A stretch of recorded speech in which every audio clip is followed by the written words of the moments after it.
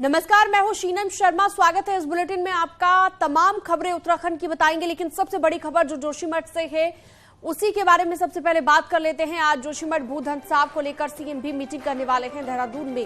Technical एजेंसियों और साइंटिस्टों की हाई लेवल मीटिंग ये रहेगी। जोशीमठ के एरिया को पार्ट्स में डिवाइड कर दिया गया कि एक वो एरिया जो भूधन साहब से ग्रसित है, जो प्रभावित है, और दूसरा जो प्रभावित नहीं है।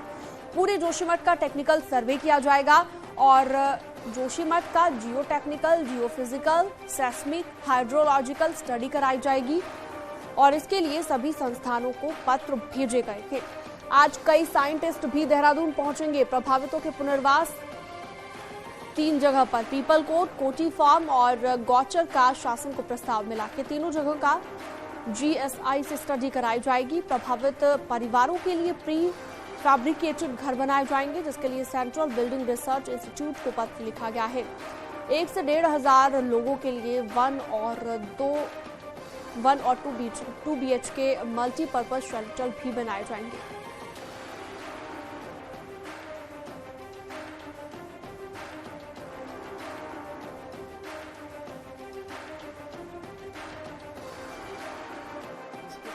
साथ ही अभी हमने सारे संस्थाओं से जो स्टडी होनी है टेक्निकल, चाहे जोशीमठ के अन्य एरियाज का भी अफेक्टेड एरिया। जोशीमठ में 2 पार्ट हो गया, एक जो अफेक्टेड है, एक जो अभी सेफ है।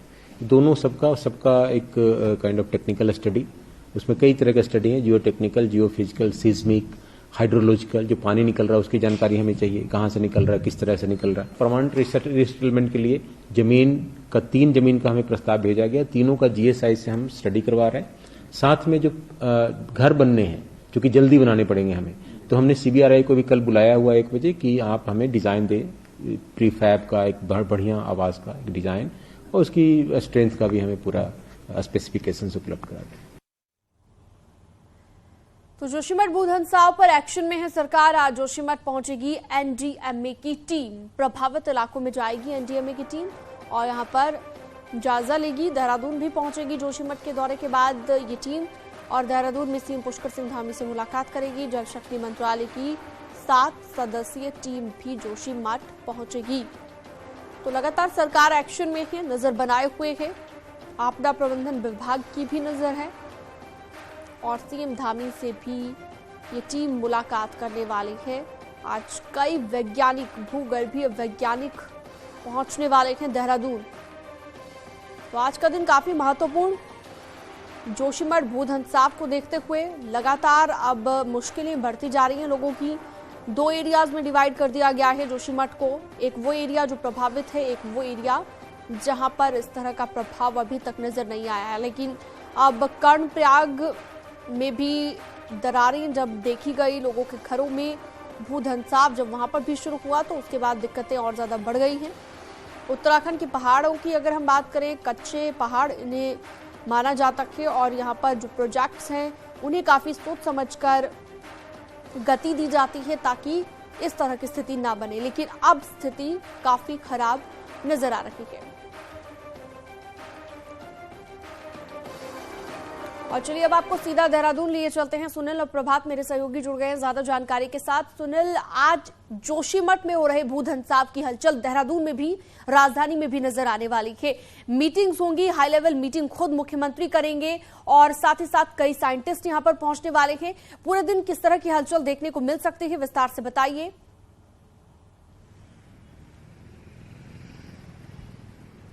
देखिए सीनम, जोशीमठ की घटना को लेकर सरकार बेहद गंभीर है और इसके लिए जब से ये घटना सामने आई है फौरी तौर पर जो आवश्यक कदम हैं वो उठाए जा रहे हैं। आज मुख्यमंत्री देहरादून में जो विभिन्न टेक्निकल एजेंसियों के साइंटिस्ट हैं, फिर चाहे वो GSI हो, IIT रुड़की हो, वाडिया इंस्टीट्यूट हो या फिर CBRI रुड़की के साइंटिस्ट हों, उन तमाम लोगों से मुलाकात करेंगे। NDMA की भी 4 सदस्यीय टीम आज जोशीमठ पहुंचेगी, जोशीमठ का वो अवलोकन करेगी और उसके बाद राजधानी देहरादून में मुख्यमंत्री से उनकी बातचीत होगी। सरकार का प्रयास है कि जोशीमठ को लेकर जो तमाम जो टेक्निकल पहलू हैं, चाहे वो भूगर्भीय उसकी जांच हो या फिर भूकंपीय दृष्टि से भविष्य में अब जोशीमठ के लिए कितना खतरा है, क्या वहां पर सेफ्टी मेजर्स अपनाए जाने चाहिए, इसको लेकर वैज्ञानिकों से बातचीत करेंगे। जोशीमठ की मिट्टी के लिए उसका टेस्टिंग होगी, उसके लिए अलग से टेक्निकल टीमें हैं, वहाँ के पानी का जो टेस्टिंग होनी है, जो सर्वेक्षण होना है, उनके लिए अलग से टेक्निकल टीमें नियुक्त की जा रही हैं। और इन तमाम साइंटिस्ट से आज मुख्यमंत्री बातचीत करेंगे और भविष्य का रोड मैप तय होगा कि अब जोशीमठ को अगर बसाना कोई है, जानकारी मिली हो कितने बजे ये मीटिंग होगी, उठाए जाने चाहिए। देखिए, एनडीएमए की जो 4 सदस्यीय टीम है उसके साथ 3:30 बजे का कार्यक्रम है। इसके अलावा जो तमाम साइंटिस्ट हैं जो वहां पर पहले भी जा चुके हैं, जो तमाम रिपोर्टों में कमेटियों में शामिल रहे हैं, उनके साथ मुख्यमंत्री का शाम को 5 से और 6 बजे के आसपास मिलने का कार्यक्रम है। तो उन तमाम पहलुओं पर बातचीत की जाएगी। ठीक है सुनील, आप नजर बनाए रखिएगा, लगातार अपडेट, लगातार जानकारी हम आपसे लेते रहेंगे। फिलहाल आपने ये तमाम जानकारी दी, बहुत शुक्रिया आपका। तो जोशीमठ में जमीन धंसने के बीच अब बड़े नेताओं के भी वहां पर पहुंचने का सिलसिला शुरू हो गया है। विपक्ष की अगर बात करें तो शनिवार को कांग्रेस नेता प्रीतम सिंह ने प्रभावित इलाकों का दौरा किया और रविवार को पूर्व सीएम हरीश रावत भी यहां पर पहुंचे। इसके अलावा गणेश गोदियाल जोशीमठ पहुंचे, प्रदेश अध्यक्ष करण माहरा, नेता विपक्ष यशपाल आर्या समेत कई नेता आज जोशीमठ के दौरे पर रहेंगे। कांग्रेस प्रदेश अध्यक्ष करण माहरा का कहना है कि जनता की मदद के लिए सब तैयार हैं। बतौर विपक्ष कांग्रेस पार्टी सरकार के कामों पर नजर बनाए हुए है ताकि प्रभावित लोगों को मदद मिले, मुआवजा मिलने में किसी तरह की कोई दिक्कत ना हो।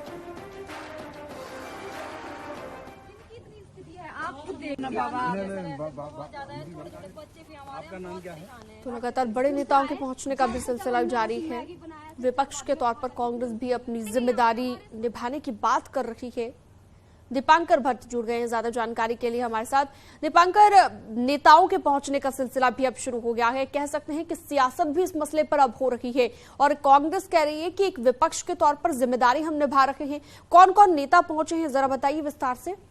कांग्रेस के प्रदेश अध्यक्ष करण माहरा जोशीमठ पहुंचे हैं और उनका कहना है कि कहीं न कहीं इसके लिए राजनेता ही जिम्मेदार है। आज जो स्थितियां उत्पन्न हुई हैं जोशीमठ में, इसके साथ साथ आज नेता विपक्ष यशपाल आर्य भी वहां पर पहुंचेंगे। हरीश रावत रविवार को पहुंच चुके थे और अभी भी जोशीमठ में ही मौजूद है।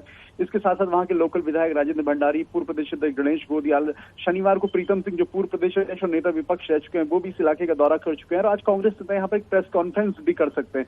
कांग्रेस का कहना है कि वो अपनी तरफ से एक हाई कमेटी बनाएगी ताकि यहाँ पर जो कुछ भी काम चल रहे हैं, राहत बचाव के काम है, चाहे मुआवजा देने की बात है, लोगों को शिफ्ट किए जाने की बात है, जितनी भी मदद हो सकेगी कांग्रेस की तरफ से वो कांग्रेस पार्टी यहाँ पर करेगी। तो जिस तरह बीजेपी नेता वहां पर पहुंचे हैं, कांग्रेस नेताओं के पहुंचने का सिलसिला भी जारी है और जोशीमठ में जिस तरह के हालात है, जाहिर तौर पर अब वहां पर सियासत भी हो रही है। बिल्कुल होगी सियासत। दीपांकर, आप नजर बनाए रखिएगा, बहुत शुक्रिया ये तमाम जानकारी आपने दी। और आज जोशीमठ के दौरे पर बीजेपी के प्रदेश अध्यक्ष महेंद्र भट्ट और चमोली के प्रभारी मंत्री धन सिंह रावत भी पहुंचे और नेताओं ने आपदा प्रभावित सुनील गांव का जायजा लिया, लोगों से बातचीत की, हर संभव मदद का आश्वासन दिया। इसके साथ ही कहा कि कल रक्षा मंत्री राजनाथ सिंह भी प्रभावित इलाकों का दौरा करेंगे। आपको बता दें कि आज बीजेपी सांसद और पूर्व मुख्यमंत्री तीरथ सिंह रावत भी जोशीमठ पहुंचेंगे, भूधंसा वाले इलाकों का दौरा करेंगे।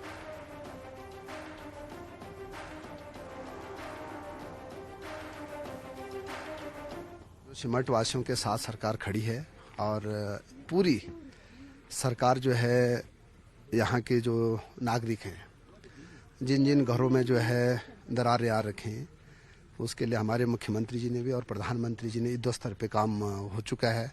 आज भारत सरकार की भी टीम यहाँ पे आ रही है और स्थानीय लोग जो भी कहेंगे हमको, सरकार पूरी तरह उनके साथ खड़ी है। और मैं कह सकता हूँ कि चाहे विस्थापन करना पड़े, ये भूस्खलन क्यों हो रहा है, चाहे उसके लिए टनल के कारण हो रहा है, बाकी विस्फोट के कारण हो रहा है, जो विषय, क्योंकि जानकारी में आया कल अपने गृह मंत्री रक्षा मंत्री राजनाथ सिंह जी भी कल यहाँ पहुंचने वाले हैं और सारी रिपोर्ट भारत सरकार को दी जाएगी।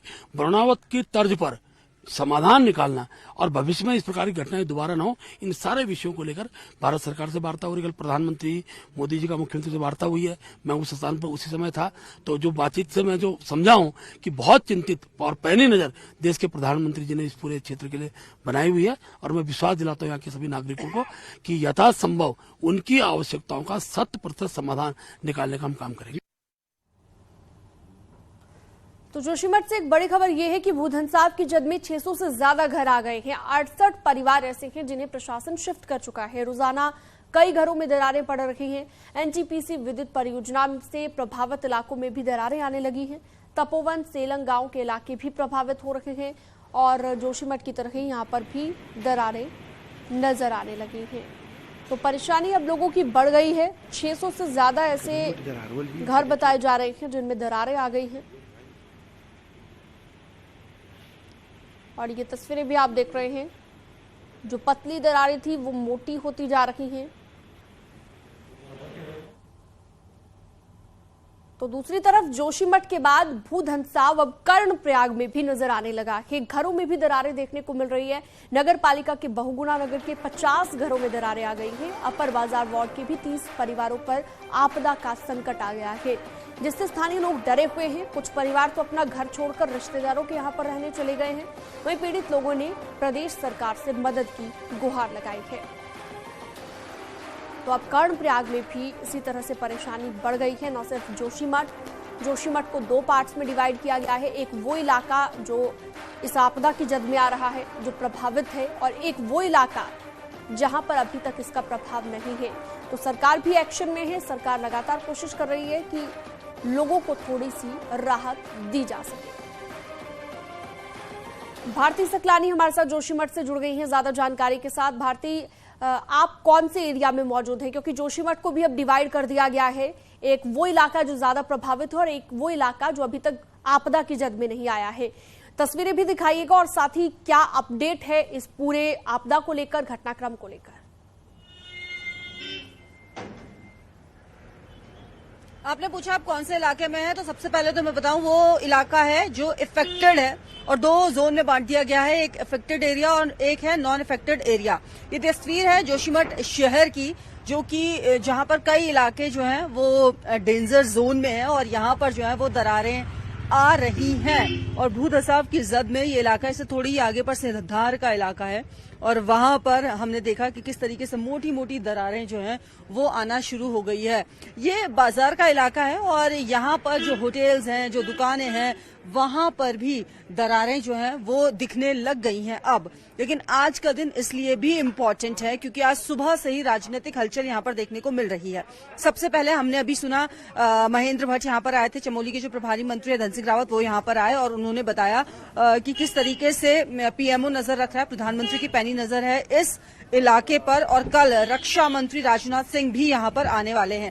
एक बड़ा डेवलपमेंट ये। दूसरा ये कि कांग्रेस का डेलीगेशन भी यहाँ पर आ रहा है। यशपाल आ रहे, करण महारा यहाँ पर पहुंच चुके हैं, तो वो लोग भी आज यहाँ पर आ रहे हैं। यानी कि राजनीति तो देखिए इस पूरे इलाके को लेकर जो भूधंसाव यहाँ पर हो रहा है उस पर हो रही है, लेकिन सबसे इंपॉर्टेंट ये है कि आखिर इसकी वजह क्या है। एक ये तस्वीर देखिए, जो लोग अपना सामान शिफ्ट कर रहे हैं, कितनी मुश्किल घड़ी है इन लोगों के लिए। एक एक सामान कितनी मुश्किल से आदमी जोड़ता है और अब उसको इस तरह से शिफ्ट करना पड़ रहा है। तो इस इलाके के लोग, जो ये ऊपर आपको मकान यहाँ पर दिख रहे होंगे, इन मकानों में भी यहाँ पर दरारें जो है वो आने लग गई है और नीचे से हालांकि थोड़ा दूर होगा, लेकिन दरारें मुझे यहाँ से साफ क्लियर नजर आ रही है कि इन घरों में यहाँ पर दरारें हैं। इसके अलावा ये होटल्स, ये दुकानें, यहाँ हर जगह जो है वो दरार है और लोग इस तरीके से अपना सामान शिफ्ट कर रहे हैं। डेंजर जोन में ये इलाका, इफेक्टेड एरिया है ये, और यही का दौरा कर रहे हैं। इन प्रभावित इलाकों में पहुंच रहे हैं राजनीतिक दल से जुड़े हुए लोग भी। एनडीएमए की टीम भी यहाँ पर पहुंचेगी और इन इलाकों की वस्तुस्थिति क्या है वो जानने की यहाँ पर कोशिश की जा रही है। जी ठीक है, आपने ये ताजा स्थिति दिखाई, मौजूदा हालात आपने दिखाए। बहुत शुक्रिया आपका इस तमाम जानकारी के लिए। भारती सकलानी हमारे साथ जुड़ी हुई थी। तो जोशीमठ दौरे से लौटने के बाद सीएम धामी का बड़ा बयान सामने आया है। सीएम धामी ने कहा कि अब सभी हिल स्टेशन की बेयरिंग कैपेसिटी का आकलन किया जाएगा और अगर कोई शहर अपनी बेयरिंग कैपेसिटी को पार कर गया है तो वहां पर निर्माण कार्यों को व्यवस्थित तरीके से करवाया जाएगा और निर्माण कार्यों पर रोक लगाई जाएगी।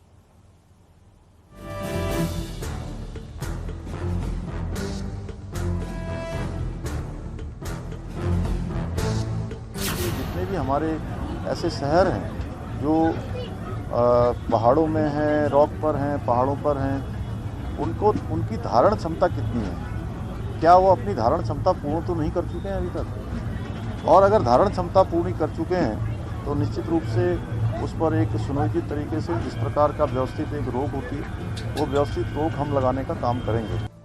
बेतरतीब और अनियोजित निर्माण का जो दंश आज जोशीमठ झेल रहा है, उत्तराखंड में पहाड़ के हर छोटे बड़े शहरों की कहानी कमोबेश जोशीमठ जैसी ही है। ऐसे में मांग उठने लगी है कि समय रहते कुछ गंभीर कदम उठा लिए जाने चाहिए।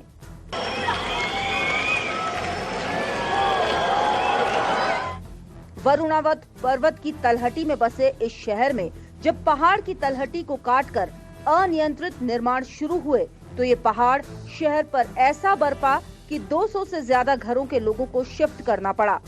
अब जोशीमठ भी उसी त्रासदी को दोहरा रहा है।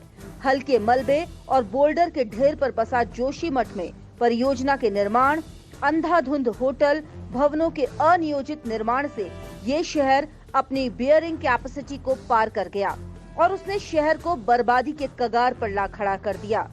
भूगर्भ विज्ञानी एसपी सती का कहना है कि पहाड़ के कस्बे इसी तरह टाइम बम बने बैठे हैं। लिहाजा अब समय आ गया है कि पहाड़ में विकास के पूरे अध्ययन के साथ एक समग्र नीति बनाई जानी चाहिए। जोशीमठ के बहाने, क्योंकि जोशीमठ में तो देर हो चुकी है, लेकिन जोशीमठ की तरह ही कई और कस्बे, कई गांव अभी टाइम बम पे बैठे हुए हैं, क्योंकि इस बहाने कोई बड़ी कार्य योजना तैयार। वैज्ञानिकों को आशंका है कि बढ़ती आबादी, टूरिस्ट का दबाव और अनियंत्रित निर्माण से हिल स्टेशन, नैनीताल, मसूरी समेत पहाड़ के कई शहरों पर यह खतरा मंडरा सकता है। इसका संज्ञान लेते हुए सरकार ने अब बियरिंग कैपेसिटी के आंकलन के साथ ही सभी हिल स्टेशन को ड्रेनेज और सीवर प्लान तैयार करने के भी निर्देश जारी कर दिए हैं। हिल सिटी इरिगेशन डिपार्टमेंट को बोला हुआ है कि हिल सिटी को चूंकि प्रेशर बढ़ा है टूरिज्म के कारण भी, और उनको हम अवॉइड भी नहीं कर सकते। बेहतर ही होगा वहाँ का ड्रेनेज सिस्टम, सीवर सिस्टम, जो वहाँ का रोड्स वगैरह, वो सारी चीज़ें इस तरह से हो कि ज़मीन में अननेसेसरी स्टॉर्म वाटर से कटाव ना हो। बहरहाल उत्तरकाशी का भटवाड़ी, नैनीताल, पिथौरागढ़ का धारचूला, बागेश्वर का कुंवारी गांव, रुद्रप्रयाग, पौड़ी, कई कस्बे भूधसाव और भूस्खलन की जद में हैं और मुख्य तौर पर कारण अनियोजित निर्माण ही है। उम्मीद की जानी चाहिए कि देर से ही सही जोशीमठ से सबक जरूर लिया जाना चाहिए, ताकि भविष्य में किसी और शहर को ये दिन न देखना पड़े। न्यूज़ 18 के लिए देहरादून से सुनील नवप्रभात की रिपोर्ट।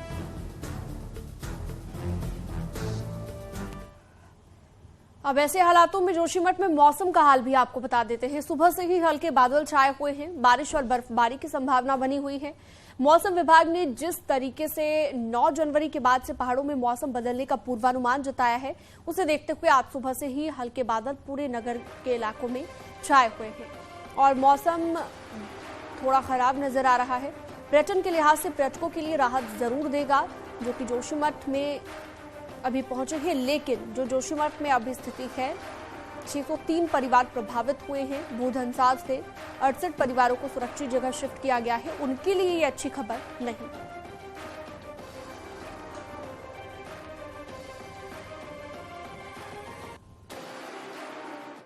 पहाड़ों में आज हल्के बादल छाए हुए हैं और बारिश की थोड़ी सी संभावना है, जो मौसम विभाग ने भी पूर्वानुमान जताया था। आप देखिए, जो आप देख रहे होंगे कि आज सुबह से ही हल्के हल्के बादल अब आने शुरू हो गए हैं। हालांकि मौसम के लिहाज से ये पर्यटकों के लिए राहत भरी खबर जरूर है, लेकिन जो प्रभावित इलाके हैं जोशीमठ नगर के, उनके लिए ये अच्छी खबर नहीं है, क्योंकि अगर मौसम बदलता है, बारिश होती है, बर्फबारी होती है, तो उन लोगों को दिक्कतों का सामना करना पड़ सकता है जो लोग प्रभावित हैं। हालांकि प्रशासन का दावा है कि सभी लोगों को सुरक्षित स्थानों पर ठहरा दिया गया है, लेकिन मौसम जो राहत और जो बचाव का कार्य चल रहा है, जो लोगों को शिफ्टिंग किया जा रहा है, उसमें दिक्कतों का सामना प्रशासनिक टीम को भी करना पड़ सकता है और जो प्रभावित लोग हैं उन्हें भी करना पड़ सकता है। लेकिन लिहाजा अगर आज बात किया जाए तो अभी मौसम थोड़ा सा बदला हुआ है और सभी अभी ये प्रार्थना कर रहे हैं कि अगले 1 हफ्ते तक अगर बारिश और बर्फबारी न हो तो लोगों को सुरक्षित स्थान पर ठहराया जा सकता है। नितिन सेगमाल, न्यूज़ 18, जोशीमठ। उत्तरकाशी के पुरोला मिनी स्टेडियम में आयोजन को लेकर यहां पर 2 पक्षों में विवाद की स्थिति बन गई है। मिनी स्टेडियम में युवाओं का ब्लॉक स्तरीय क्रिकेट टूर्नामेंट चल रहा है। इस बीच पूर्व विधायक राजकुमार द्वारा अपने जन्मदिन पर यहां 3 दिवसीय शरदोत्सव और विकास साथ ही सांस्कृतिक मेले का आयोजन किया गया है। रविवार को यहां पर आयोजन को लेकर टेंट इत्यादि भी पहुंचा दिए गए हैं, लेकिन क्रिकेट खेल रहे युवकों ने यहां पर टेंट लगाने से साफ मना कर दिया है। पुलिस प्रशासन दोनों पक्षों से वार्ता कर मनाने का प्रयास कर रहा है।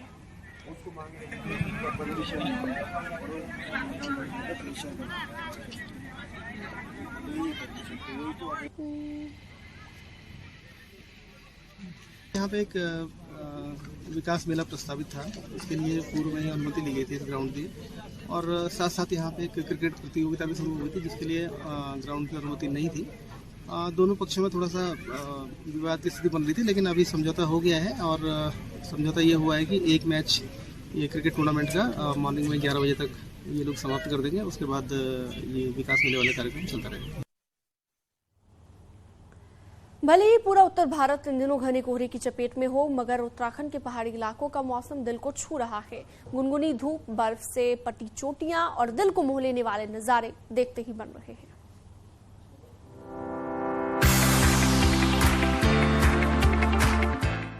गर्मी हो या सर्दी, पहाड़ों में मौसम हमेशा ही खुशनुमा नजर आता है।